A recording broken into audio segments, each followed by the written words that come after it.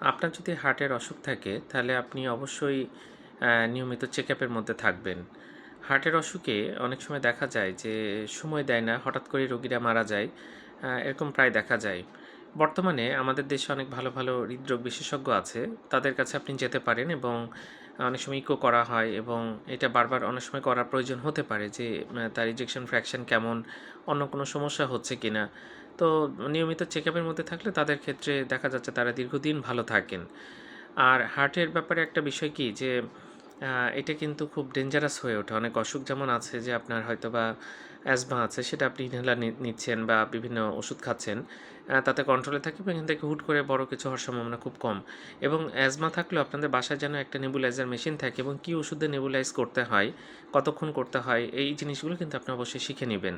তাহলে সেই রোগীদের হঠাৎ করে হসপিটালে ভর্তি করার সম্ভাবনা কমে যাবে। তেমন হার্টের ওষুধগুলো নিয়মিত খেতে হবে এবং ডাক্তারের সাথে নিয়মিত যোগাযোগ রাখতে হবে। ধন্যবাদ সবাইকে।